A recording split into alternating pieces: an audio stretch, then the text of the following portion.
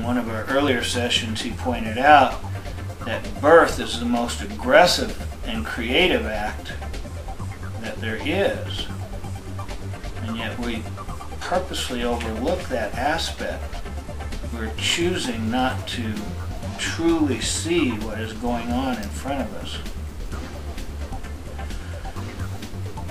And he says it's important to do this to straighten this all out, so that instead of fearing our emotions as we grow up and realize how powerful they are, we instead synthesize those with our actions by choosing our beliefs that will result in the manifestations of which we are looking for. I actually fell into this trap when I was growing up, because all of a sudden I realized how powerful my emotions were, so I knew intuitively my belief was I had to keep them in check, which was a mistake. But I've had a lot of problems with anger my whole life, probably because of a false belief relating to some of these emotions. And as I get these straightened out, I think it will help me be able to synthesize a lot of these emotions with my thinking, so that there's a good understanding. I'm angry because I feel I'm angry because I feel angry, or I feel this way, and this is anger because of a certain thought. Unfulfilled expectations. Most generally. However, personally, for me, I get angry not necessarily because of the unfulfilled expectation at the moment. Okay, are you hearing me? Because I'm forgiving, understanding that people make mistakes. I get angry in order to try to prevent a future filled with that same behavior over and over. I gave it a lot of thought to figure that out. That's why I get angry. I don't get so angry over just the fact that it might have happened once, right? I mean, we all understand we're going to not think straight some of the time. But isn't it that we really are angry because we don't want to see that repeated over and over?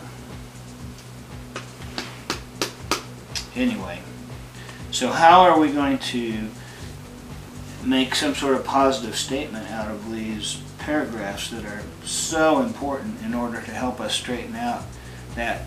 And he actually gives us the sentence, if you go there.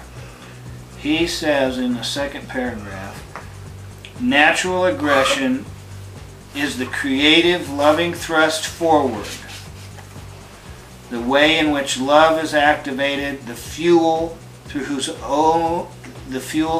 agency love propels itself. And then even the next sentence he uses with more emphasis. Aggression in the most basic terms has nothing to do with physical violence as you think of it. And then I'm going to reread it because I don't like when you use the word but.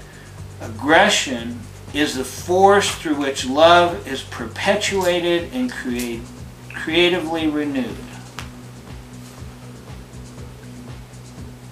So that's really the sentence that we need to put down here. Aggression is the force through which love is perpetuated and creatively renewed.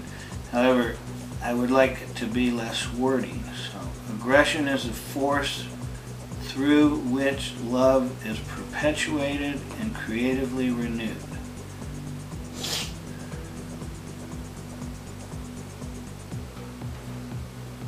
So,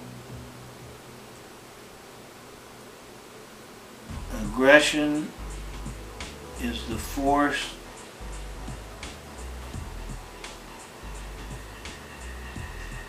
that love. How about aggression is a love-creating force? Okay. Now, That's wonderful. Are you okay with that, Maddie? Aggression, as a matter of fact, instead of a, I think we can use the word the. Aggression is the love-creating force. That's what he's saying here. He's trying to help us understand that that's where aggression is to be used and understood that it's a positive aspect. Aggression is the love-creating force. And is that what you're saying? Is the love-creating force? I think a love-creating force might be better. Okay. Aggression is a love-creating force. Now, it probably, well, according to him, that's what he's saying.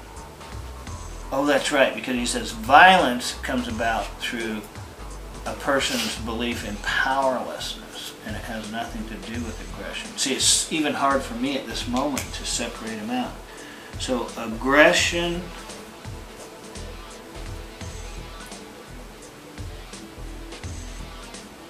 is a love-creating force. I like that. Alright. October 31st. Nature of Personal Reality. Session 6. Well, Chapter 11, Session 643. And then there's actually page 210, so that could help. Alrighty. I'll say a closing prayer. Dear Lord, thank you for this information, and may we go forward with a greater understanding of love in order to create more love in the universe, in the world, in our own world, in our own lives, in our time that we are acting right now, minute to minute, hour by hour, each day. May we use this information to help increase the love that is part of our day and all of those that are around us. In the name of Jesus, amen.